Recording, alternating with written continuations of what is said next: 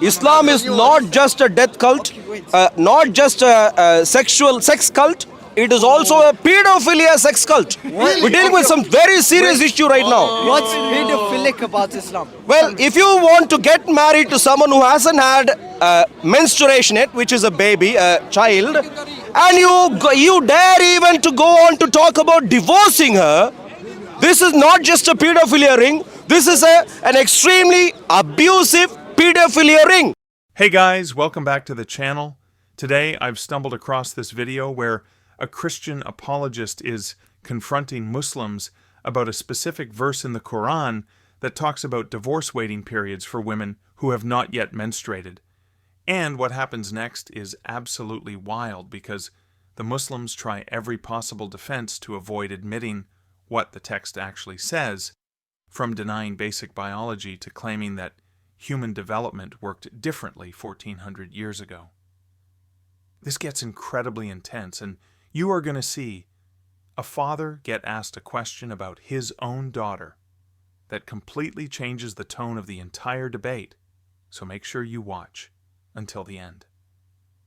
And please comment down below where you're watching from. I really love to see people from all over the world connecting in here. Alright now, let's get into the video. Who are those who haven't menstruated yet? Who are they? The women that are pregnant. It says. No, please stay focused. Answer my question. Yeah. Who are they who haven't yet menstruated? Pregnant women. Are you listening right now? Yeah, it is. Listen to me. Every word is important, please. Every word is important. I'm telling Once, please listen to my question carefully. Who are they who have not yet menstruated? Tell him, listen. It doesn't say yet. So what? Let's read again. Here, So this deal one. to wait. Let's This read. one. That translation might be false. I don't know, but this translation, look. And Excuse me, sir. Are you saying Sahih International is not the Quran? Is that what you're saying? I'm saying that translation might be. No, wait a second. Do you know about the Sahih International translation? Yes, Wait, it's wrong. yes, it's wrong. No, he is confused Yes, here, please. because to understand the Quran, it must be read in its original Arabic form. And these English. Okay, let me please help me understand. I'm So, telling you. One second. Look at this one. I have the translation here. One second. Look, what we'll do two things now. Let me explain. One second. Okay, let me No, explain. wow. I listen to you. Excuse I me, sir. listen to you. Let me Wait. explain. We're going to do two things right now. Okay. Which is? I'm going to read the English again, Okay. and then I'm going to show you the Arabic word for word translation. Yeah. So you don't have any place to hide. Yeah. Now tell me. I asked you a question earlier. You haven't answered it. It talks about those who have not menstruated. And I asked you a question earlier. He is afraid, so he doesn't answer. Is that your friend? I'll answer. Brother. Those who have not menstruated yet. Who are they? Pregnant women. Okay. Listen to me again. Pregnant women. Maybe you're not hearing the entire statement. Pregnant women have periods. Pregnant women. Okay. Menstruated. Those who have not menstruated. Okay. Pregnant women. Yes, pregnant. So you're saying pregnant women haven't menstruated is what you're saying. That's why they're pregnant. So in other words, to save Islam, you now need to become primitive, backward, and deny even basic scientific knowledge. That's what you have to do right now, yeah? Excuse me, sir, please listen. No, your friend is helping now. What he is saying is, he is essentially implying, to save the Quran, we have to deny scientific knowledge, have to act a little bit foolish, and have to essentially walk around like someone who doesn't have a clue. That's what he is doing right now. Even though he could make sense. My point I'm saying is very simply, if anyone knows, my dear friend, please stay. Let him. Yeah, absolutely. The gentleman. Are you a Muslim also, sir? No, I'm not. No, you're not. Please join in. We're dealing with how Islam is a pedophilia ring. We're dealing with that. Islam is not just a sex cult.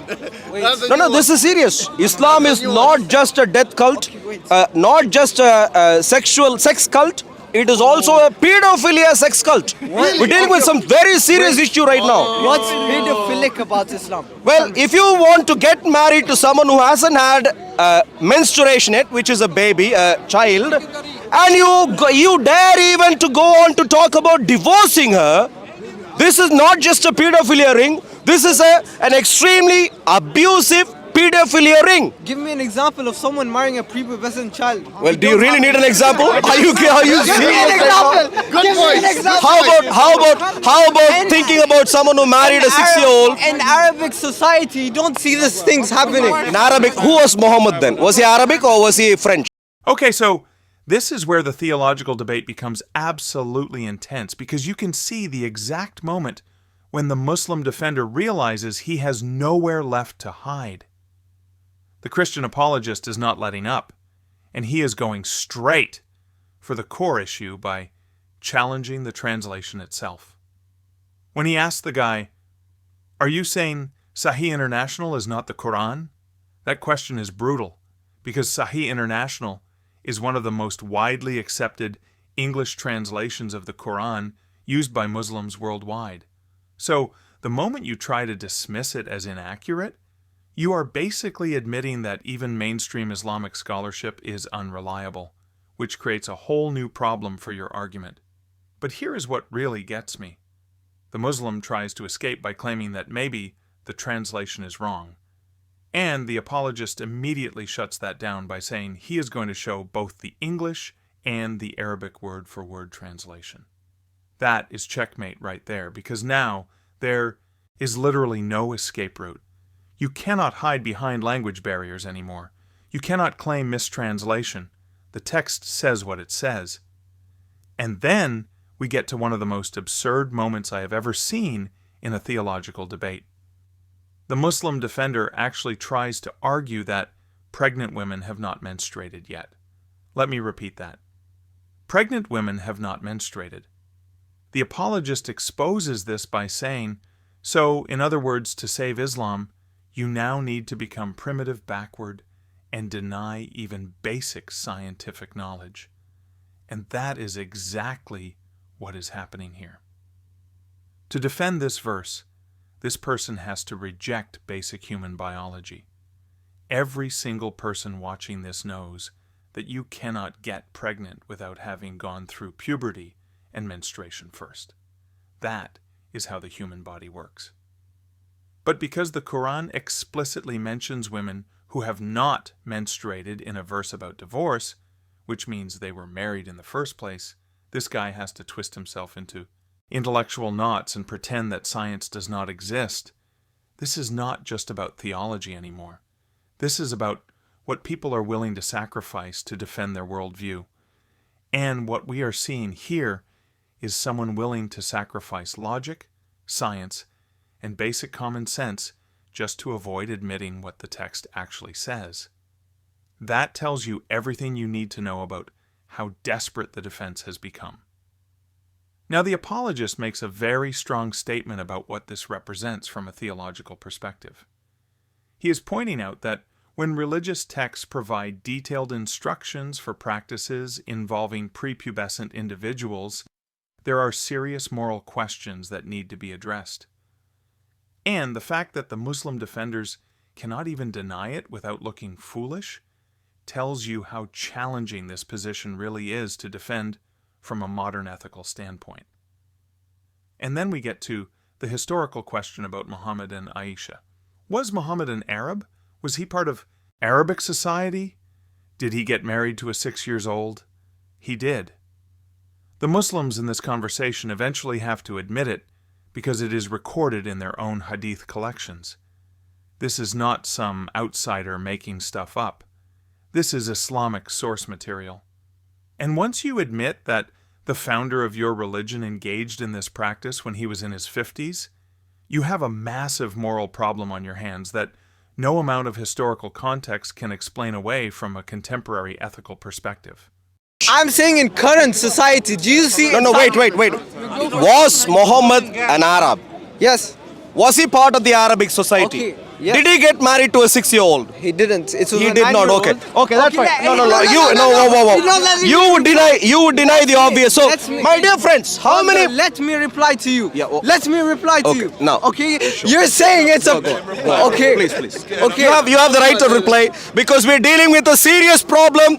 You are on the dock. We are dealing with pedophilia, so we need to give you right of reply. Please. Yeah, go Okay. on. So I was talking about Arab current society. If you want to speak about the past, in the past, women were different. It was normal in that time. In the past? Yes. Yeah. 1400 years ago is not the same as now. So 6-year-old child, 1400 years ago, what was she? Superwoman? When the woman hit the age of puberty, yeah, That's when she's okay to get married. Yes. At those time, Oh, okay. at those time, Yeah. yeah, Women it was are- okay. Yeah. Yeah. Okay. So now, okay, things have been changed. Women get the age of puberty. Are you hearing right now? Please listen here, please. You see, earlier, to justify something really terrible and wicked, he had to act like he didn't have a clue. Now he has to act as if he is a liar. What did we read here? Prepubescent. Those who have not menstruated. What is the term? Is that pubescent or prepubescent? What is that? Before that. If you haven't menstruated it, good. So that's prepubescent. So don't even talk about prepubescent. prepubescent. Okay, now two things. I'm going to ask you two specific questions. Yeah. Number one, Islam is not just a regular pedophilia ring. It's a terrible pedophilia ring in that it wants to get married to What about your priest? prepubescent children and want to divorce them. Number one. Number two, the second question is, when did you really wake up that you suddenly realized 6-year-old children are eligible to be married? Where did you get this idea from? How old was Muhammad, by the way, at that time?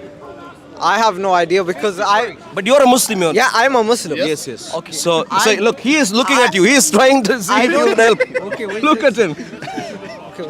I don't know how old he was at the time, but he was older. Very old man. Okay, let's say- Very. let's it's say a he was terrible old. sex ring. Okay, let's say that was old. This young woman, did she go through puberty? 6-year-old child? You tell me. Yeah. When on earth did anyone who is 6-year-old had puberty? When? No.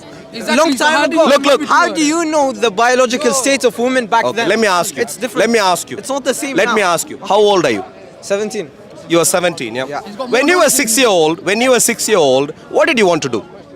So now we are getting into the classic defense that comes up in these theological debates, and it is one of the most problematic arguments from an ethical standpoint. The guy says, in the past, it was normal at that time. And then he doubles down by saying, 1400 years ago is not the same as now, so 6-year-old child, 1400 years ago. And this is where I need everyone watching to really pay attention, because this defense actually creates more problems than it solves.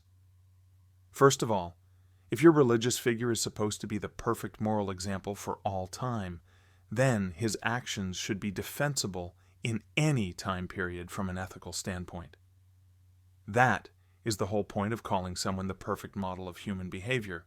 If you have to say, well, it was okay back then, but we would never do that now, you are admitting that the moral standard has changed, which means your religious figure was following the morality of his time, not some eternal divine standard.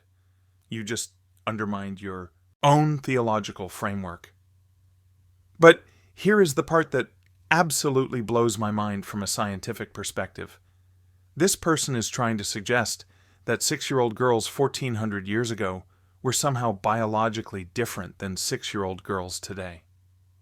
Like human development worked differently back then. That is not how biology works. A 6-year-old child in the year 600 had the same physical and mental development as a 6-year-old child today. The human species has not evolved that dramatically in 1400 years. This is basic anthropology and basic science. But to defend this historical practice, he has to pretend that maybe girls matured faster back then, which is completely unsupported by any historical or scientific evidence. The apologist nails him on this when he points out that to justify something problematic, he had to act like he does not have a clue and is essentially being dishonest. And that is exactly what is happening. You can see it in real time. This person knows deep down. That what he is defending is very difficult to defend from a modern perspective. But because admitting this creates theological problems would challenge his entire worldview, he has to keep digging deeper into increasingly questionable territory. He has to deny science, deny common sense, and deny contemporary ethical standards, just to avoid the cognitive dissonance of admitting his religion permits something that modern society universally condemns. And then the apologist does something really effective from a debate perspective. He asks the 17-year-old Muslim, when you were 6 years old, what did you want to do? This question is powerful because it forces the person to confront reality. When you were 6, you were playing with toys, watching cartoons, learning to read, maybe starting first grade. You were a child. You were not ready for anything close to adult responsibilities, let alone the kind of relationship being discussed. By asking this question, the apologist is forcing everyone in the room and everyone watching to remember what being 6 years old actually means from a developmental psychology standpoint. And once you remember that, the problematic nature of what is being defended becomes impossible to ignore. I don't know. You tell me, please. When you were 6-year-old, what did you want to do? Where did you live? Watch TV. Do you remember You know roughly? exactly like he's trying to do. Okay? I'm trying to He's make sense. Don't listen. Okay? He's trying to do for you to tell him that a 6-year-old is normal to play video games. Yes? Yes. Yes. Look. Yes. Yes. Now, That's exactly earlier. Is that what you're trying to do? Yeah, Yeah? because Excuse me, sir. Please, please, the people excuse me, sir. long time Look, please. ago- I am a Christian. This is a very serious subject. Okay. Please don't joke with me around this, okay? you told me just now. A 6-year-old child. Right? Look, We just please, having listen, nothing. please listen, please listen. We're just talking Please here. listen, please Go listen. ahead. I know. But instead of dealing with the serious issue Okay. and agreeing that this is in fact a pedophilia ring, you're now trying to escape by mocking and joking. No. Not a good idea. Not at all. Excuse me, sir. How old are you, sir? I'm 30. Are you married? Yes. Do you have children? Yes. How old? Do you have any girl? Yes. How old is your girl? Or one of your girls? 3 years old. About 3 years old. Yes. In 3 years, in 3 more years, I don't even want to make it personal to you, you Okay. know. Because in my mind, Okay. talking about a 6-year-old getting married is abominable. Okay. So I don't even want you to feel uncomfortable when I ask a question. In 3 years, would you like your child to be taken away as a bride by Okay. someone? You see? Okay. That's Now- how terrible it is. Now, let's start about 6 years old, right? Yeah. 6 years old, yeah. Habib, tell me like if I'm wrong, brother. Speak to Yeah? me, please speak to me. me In like you're- a 6-year-old child, do you have any evidence that at any point in history, a 6-year-old child was a woman worthy of getting married, especially to a very old man? Now, before Becca time, yeah, way back, it was 6 years old when if a girl hit the age of puberty, it's okay to get married. I'm right? asking a specific question, Yes. please. Do you have one second, please, once. No, excuse me, sir, one second. Do you know of any culture at any point, please listen to my question carefully. Do you know of any culture at any point in time for which you have the record to suggest a 6-year-old child was ready to get married to an old man? Any record anywhere? And they record Yeah. in the time of history. Yes. Any historical evidence? Because you're living in a delusionary world that you're saying something happened like this in the past. I'd like you to give me some historical record for that. historical record for that. Yeah. There is no historical record for that. Yeah. Okay, that I'm aware of it. Sure. But as I know, as if a female hit the age No, if of you don't have historical record, please Okay. wait. This is the moment where the entire conversation becomes absolutely powerful, because the apologist makes it personal in a very effective way. He turns to one of the Muslim defenders who is a father and asks him, "How old is your girl?" 3 years old. "In 3 more years, would you like your child to be taken away as someone's bride?" And you can see the discomfort on this guy's face, because suddenly, this is not some abstract theological debate anymore. This is about his daughter. This is about whether he would be okay with what he is defending happening to his own child. And of course, he would not be okay with it. No loving father would be. But that is the exact same practice he is defending when he defends what is written in his religious texts. This is one of the most powerful debate tactics I have ever seen because it exposes the internal conflict instantly. People will defend difficult things in the abstract, but the moment you make them imagine it happening to someone they love, they cannot do it anymore. The inconsistency becomes clear. And that is exactly what happens here. This father cannot bring himself to say, yes, I would be fine with my 6-year-old daughter being in that situation. Because deep down, he knows contemporary ethical standards have evolved. But his religious framework says these practices were permissible, so he is stuck in this impossible position where he has to either question his religious texts or question modern ethical standards. And then we get to what I think is the most important question of the entire debate from a historical analysis perspective. The apologist asks, do you know of any culture at any point in time for which you have the record to suggest a 6-year-old child was ready for this kind of arrangement with an older man? And this is where the cultural relativism defense completely falls apart. Because if it was truly normal across cultures, if every society in the ancient world was engaging in these practices, then there would be historical records of it everywhere. We would have Egyptian records, Roman records, Greek records, Chinese records, all showing that this was common practice. But we do not have that. We do not have widespread documentation of this being standard practice anywhere else in the ancient world. And the Muslim defender admits this. He says, there is no historical record for that I am aware of. That is a significant admission that he cannot provide evidence that this was normal practice elsewhere, which means Islam stands somewhat alone in explicitly providing religious instruction for practices involving prepubescent individuals. This is not simply cultural relativism. This is not everyone was doing it back then. This is one specific religious tradition creating detailed rules for something that was apparently not widespread, even in the ancient world. Now let me bring in some historical context here because I think it is really important for understanding this debate. In ancient Rome, the legal minimum age for formal arrangements was 12 for girls, and even then, most families waited until the girl was older because they understood the health risks. In ancient Greece, girls typically were in their mid to late teens. In ancient Jewish tradition, formal agreements could happen earlier, but consummation did not happen until after puberty was complete, which was understood to be around 12 or 13 at the earliest. So even in the ancient world, even in cultures we consider less developed by modern standards, there was an understanding that 6 years old was too young from a developmental perspective. That is why we do not have extensive records of it being common practice across multiple civilizations. Because it wasn't common practice.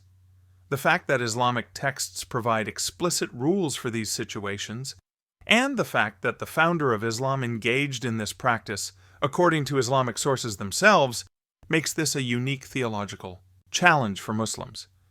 And no amount of historical relativism can fully explain it away, when the Muslims themselves admit they cannot find evidence of other cultures having similar, widespread practices. This is where the historical defense collapses entirely. You cannot claim it was normal for the time when you admit you have no evidence it was normal for the time across multiple cultures. That is a logical dead end. That is the checkmate moment of the argument. And you can see it on their faces that they recognize they have reached an indefensible position from both a historical and ethical standpoint. So what do you guys think of this? Leave your thoughts down in the comments. Please like and subscribe, and I will see you in the next video.